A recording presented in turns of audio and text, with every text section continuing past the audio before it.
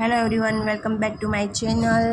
આજે આપણે સ્ટડી કરી રહ્યા છીએ ઇંગ્લિશ 10th ગ્રામર સેક્શન 2 કોમ્પ્રિહેન્શનમાં આપણે સપ્લિમેન્ટરી રીડિંગમાં બ્લેક બક જોવાનું છે. બ્લેક બક છે ને, એમાં તમને ખબર હોય તો તમારે એક અલગ પ્રકારનું એક અલગ રીડિંગ આવે છે, સપ્લિમેન્ટરી રીડિંગ. તે આપણે સ્ટડી કરવાનું હોય છે, જે 5 માર્ક્સનું પૂછાતું હોય છે. 5 માર્ક્સના રીડિંગ માટે તમારે આખા જે પેરેગ્રાફ હોય છે એનો આન્સર કરવાનો છે. પેરેગ્રાફમાંથી જ આન્સર શોધીને લખવાનો હોય છે, બટ એ આવડવું પણ બહુ જ મહત્ત્વનું છે કે આન્સર ગોતીને લખતા આવડતું હોવું પણ જોઈએ. સો લેટ્સ સી, ચાલો જોઈએ કે બ્લેક બકમાં પહેલો જે રીડિંગ છે તે છે સપ્લિમેન્ટરી રીડરમાં બ્લેક બકની સ્ટોરી છે. તો ચાલો આપણે બ્લેક બકની સ્ટોરી જોઈ લઈએ. First one, black buck is the fastest of all the antelopes.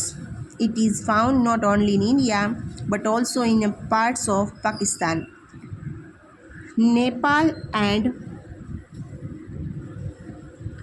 some other countries. In India, it is found mainly in Maharashtra, Orissa, Punjab, Rajasthan, Haryana, Gujarat, Andhra Pradesh, Tamil Nadu and Karnataka. In Gujarat, black bucks are seen in Saurashtra.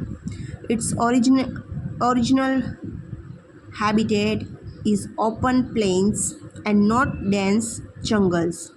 There is a famous black buck national park at Velavadar in Bhal, region of Saurashtra. Okay, તો આ black બકની story છે, black buck વિશેની માહિતી છે. એના questions આપ્યા હોય છે અને એ ક્વેશ્ચન્સને આપણે આન્સર કરવાના હોય છે. તો જુઓ, which is the fastest of all antelopes. હવે આનો આન્સર કરવો હોય ત્યારે જો નીચે આપ્યો છે આન્સર, પણ હું તમને આવી રીતના શીખવાડું. શું લખ્યું છે? Black buck is the fastest of all the antelopes. તો વિચ રિમૂવ કરવાનું છે, વિચ કાઢીને એની જગ્યાએ બ્લેક બક્સ મૂકવાનું છે, બ્લેક બક મૂકવાનું છે. Where is the black buck found in India. તો ક્યાં જોવા મળે છે? Where is the black buck found in India. તો જો અહીંયા આપ્યું છે આન્સર, ઇન્ડિયામાં બ્લેક બક ક્યાં જોવા મળે છે? તો શું લખ્યું છે? In India it is found mainly in Maharashtra, Orissa. Answer આવી રીતના નથી મૂકવાનું, જે સેન્ટેન્સ છે સેન્ટેન્સ સીધી નથી મૂકવાની. ધ બ્લેક બક ઇઝ, જો અહીં ઇટ લખ્યું છે ને, ત્યાં બ્લેક બક મૂકવાનું. Black buck is found mainly in India નથી લેવાનું, પહેલાં શું લેવાનું છે?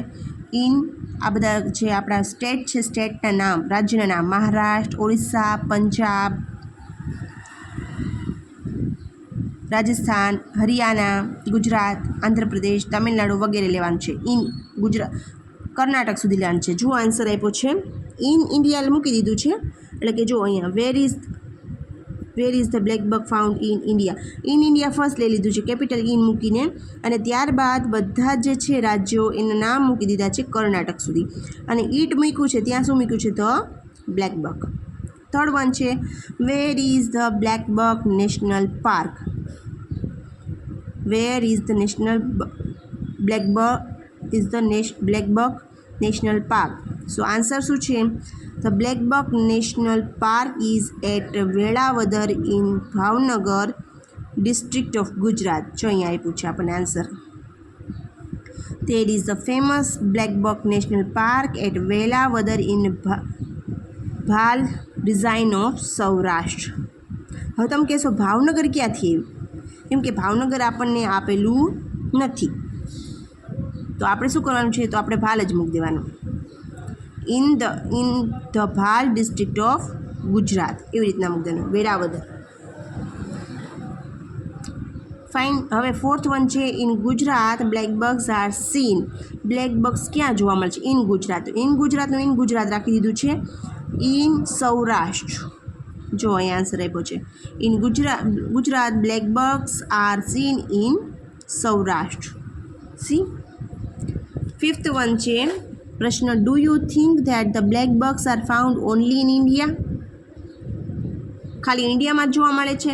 ના, બ્લેક બગ્સ ઘણી જગ્યાએ જોવા મળે છે, જેમ કે પાકિસ્તાન, નેપાળ અને સમ અધર કન્ટ્રીઝ. તો આપણે એ આન્સર કરવા માટે પહેલાં જવાબ આપવો પડશે ડુ છે, ડુ યુ, શું એમ પૂછવામાં આવે છે, તો કે નો, આન્સર વિથ નો.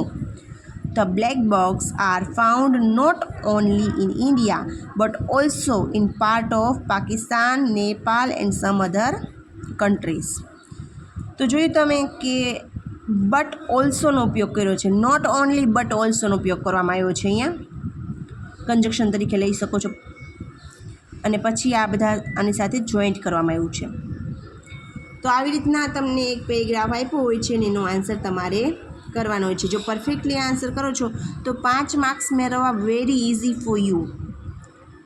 ખાલી પેરેગ્રાફ આપ્યો છે, જો ઓકે હવેના સમયમાં તમારું જે સ્ટડી છે એટલું ઇઝી કરી દેવામાં આવ્યું છે, એટલું ઇઝી કરી દેવામાં આવ્યું છે કે વાત જ ન પૂછો. પહેલાંના સમયમાં જે ક્વેશ્ચન્સ પૂછવામાં આવતા, જે આન્સર કરવામાં આવતા, it's too hard for everyone. અમે ખુદ સ્ટડી કરતા ત્યારે અમારે કેટલા મોટા મોટા જવાબ આપવા પડતા, ને એ બી ઇંગ્લિશમાં. જો કે ઇંગ્લિશ સેકન્ડ લેંગ્વેજ તરીકે હોય છે ત્યારે તમે ફર્સ્ટ લેંગ્વેજ તરીકેની જે આન્સર આપવાની ક્ષમતા હોય, તમે સેકન્ડ લેંગ્વેજ જ્યારે ઇંગ્લિશ તરીકે હોય કે થર્ડ લેંગ્વેજ ઇંગ્લિશ તરીકે હોય ત્યારે તમે એટલા સરસ રીતે આન્સર આપી શકતા નથી. બટ ઓલ્સો તો પણ તમારે એવી રીતના આન્સર આપવા પડે, એટલી કડક અને એટલી ખરાબ પેપર સ્ટાઇલ હતી. But now it's very easy for you. So થોડુંક ધ્યાન આપશો so you can make questions answer easily. Up to here. Next વિડીયોમાં આપણે સેકન્ડ પેરેગ્રાફ જોઈશું અને તેના વિશે ડિસ્કસ કરશું. Thank you, bye bye.